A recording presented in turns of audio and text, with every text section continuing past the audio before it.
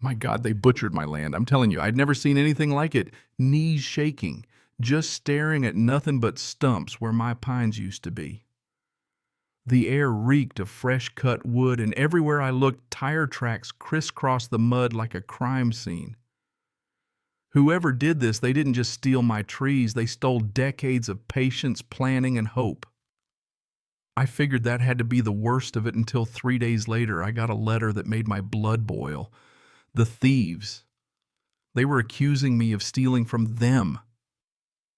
Yeah, you heard that right. Stick around because what happened next, it tore down an entire HOA. You know, this place was supposed to be my sanctuary. After 20 years grinding away building my insurance brokerage from nothing, I finally had enough saved to buy this 5-acre slice of heaven out in Pine Ridge. I dreamed about this cabin since I was 12, walked these woods, counted these trees, planned where I'd put every window. And now I was standing in the middle of a war zone. I called the police voice all shaky, and the dispatcher said, "Sir, for property crimes under $50,000, you'll need to file a report in person. The earliest we can send someone out is Monday." It was Saturday. What do you even say to that if you've ever been there feeling helpless while the system drags its feet? You know what I mean? I walked that wrecked perimeter, snapping pictures, hands shaking so bad I almost dropped my phone. The stumps were cut clean, pros, not some kids with a chainsaw. This was industrial gear-heavy trucks. But here's the kicker. All my survey markers were yanked up, tossed aside like somebody wanted to erase the boundary itself. Fence wasn't just busted, it was dismantled section by section wide enough to roll in a logging truck. This wasn't an accident. This was a plan. My security camera wires snipped clean, memory card gone. Just 2 months old, too. But then I spotted something new, a laminated notice stapled to a pine tree. Pine Ridge HOA maintenance area. No unauthorized access. HOA. I chose this land because it wasn't in any HOA. I remember the previous owner, Dorothy, said so herself. No HOA nonsense out here, just peace and pines. Suddenly my phone buzzes email from Pine Ridge Homeowners Association official notice. Timing was just too perfect. They were waiting for me to notice. The email, full of legalese, all formal, demanding I pay $15,000 in restoration fees for illegally occupying common area and stealing community resources. They attached some joke of a map lines scribbled in the wrong places and a signature Maria Sterling president. And that's when it clicked. I'd heard that name before somewhere. Heading back to my truck, every step felt heavier. From the road, you could see straight through what used to be thick forest. 38 trees, I'd counted every one when I bought the place. Called my insurance company on the drive home, then my lawyer's answering machine, then left a message at the county records office asking for every file they had, deeds plats, HOA paperwork. 20 years in insurance taught me paperwork is armor. That night, I covered my kitchen table in documents, my deed clean as a whistle GPS survey title chain going back to 47, and not one mention of any HOA. Their fake map wasn't even close to reality. Worse, it roped in 3 other private properties I knew personally. Tires on gravel snapped me out of it, a black BMW in my driveway. Maria Sterling herself. Now let me paint you a picture. Mid-50s suit, sharp enough to cut glass hair silver, and perfect smile straight out of a shark documentary. 2 security guards and a nervous woman with a tablet, intimidation squad, basically. Sterling didn't even introduce herself. "We need to discuss your theft of community property." I kept it cool, pulled out my phone, hit record. "This is my land. You're trespassing. Leave now." She handed me an envelope. "Emergency HOA meeting tonight at 7. Show up if you want to avoid criminal charges." As they left, I noticed their BMW turned toward town, not Pine Ridge.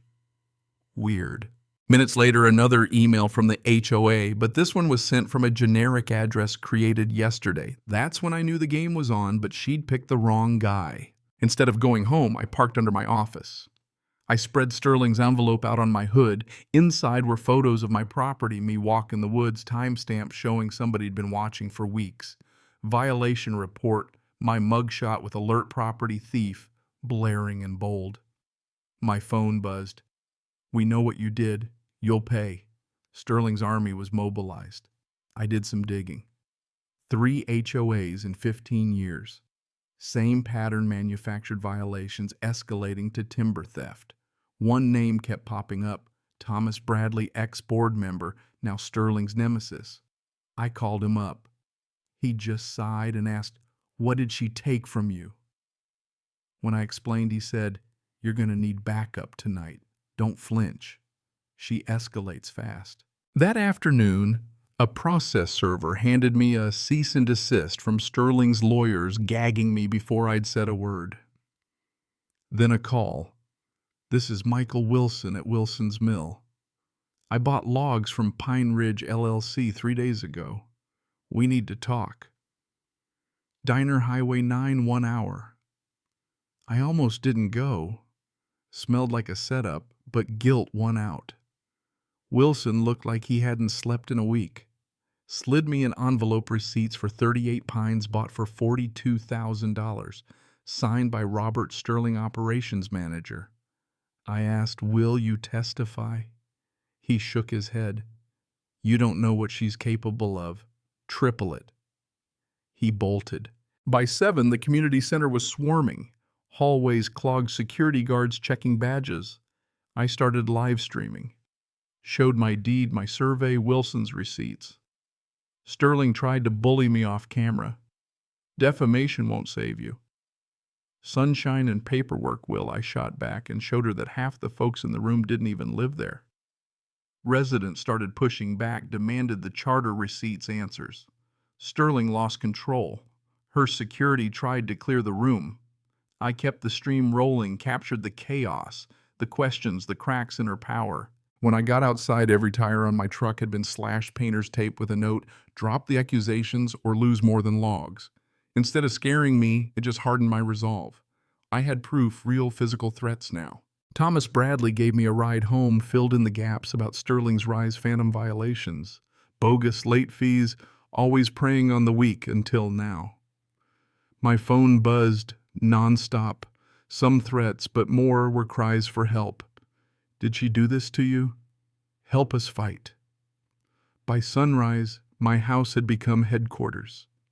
17 messages became 60, and soon a parade of neighbors was on my porch, each with stories of extortion, fake fines, garden violations. Even fires started to scare dissenters. But the twist came from Karen Mitchell Sterling's own assistant, terrified for her daughter, desperate to break free. She had every record, every email, second ledgers, proof of the timber theft conspiracy. My lawyer, Elizabeth Harper, flipped through the evidence and said, "This is FBI territory." With witness statements, forensic accounting, and Karen's evidence, we were building a racketeering case. But Sterling went on the attack, online videos painting me as a danger, fake testimonials, threats ramping up. The next HOA meeting was a circus. Sterling sat up front, guards flanking her loyalists on one side, skeptics on the other. She played an edited video, then tried to ram through a $30,000 assessment to cover legal fees for defending the community. But the residents had had enough. Mrs. Walker stood up, charter in hand. "You can't do this without 30 days' notice and a 2/3 vote." Questions flew. Where's the money from all those fines? Where's the evidence? The dam broke. Thomas Bradley called out the fake security. Suddenly, real police showed up, Detective Miller and 2 officers, warrants in hand. They took Sterling away and the board suspended her on the spot. Guess who they elected interim president while we sorted the mess out? Me. My first act was a full forensic audit 5 years back. Every dollar accounted for, every fine suspended, all records preserved. For the first time, Pine Ridge had honest leadership. But the threats didn't stop. Surveillance photos arrived, cars with out-of-state plates prowled my street. Then the bombshell: Sterling was middle management. The real boss was a billionaire developer, Richard Garrison. I met him wired for sound, surrounded by undercover cops. He tried to buy me off with $500,000 and a contract to drop everything. When I refused, the cops stormed in. He went down for racketeering, extortion conspiracy. But he warned, I'm one of 50. Cut off one head, 50 more grow. Even with Garrison in cuffs, the threats kept coming. One morning, every major news outlet wanted an interview.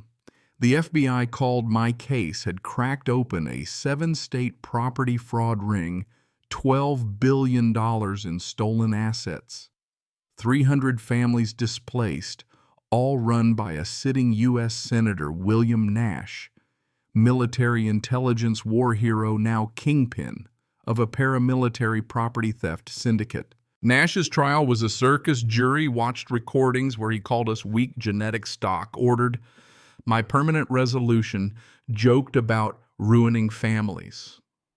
Karen Mitchell's testimony made jurors cry.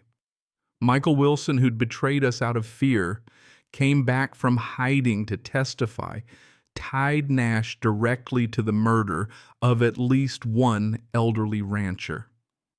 The jury found Nash and his lieutenants guilty life without parole for Nash, decades for Sterling and Garrison. Victims got restitution, and the community was rebuilt. 6 months after the trial, I stood on my land cabin, rising pine saplings reaching up where stumps once marked theft and heartbreak. Michael Wilson came back to make amends. Karen Mitchell turned her trauma into a statewide HOA watchdog, and every family Sterling targeted got their day in court and a chance to start over. The Pine Ridge HOA rewrote every bylaw, transparency, term limits, real community meetings. Sometimes I walk among the new pines, touch the saplings. Remember that what starts as one man's stolen trees can unearth rot all the way to the highest branches of power. A reporter asked me if I ever thought it'd go this far. I told her corruption's like root rot. Once you start digging, you have to dig it all out or it'll kill everything. Nash called me from prison once, ranted about foreign threats, said history would judge us both. But he's just a bitter old man, dying in a cell, his patriotism exposed for what it was, greed and power, nothing more. Tonight I plant pine seeds for every victim, little pots with their names. One day these will be forests. And if anyone ever tries to steal from us again, they'll find a community of guardians, not victims. So let me ask, when you see injustice, would you dig it out even if it shakes the whole forest? Drop your answer in the comments. Like, share if you believe justice still matters, and subscribe if you want to hear more stories of fighting back. Because in America, you can cut down the trees, but you can't kill the roots. Not when ordinary people stand together and say, not here, not today.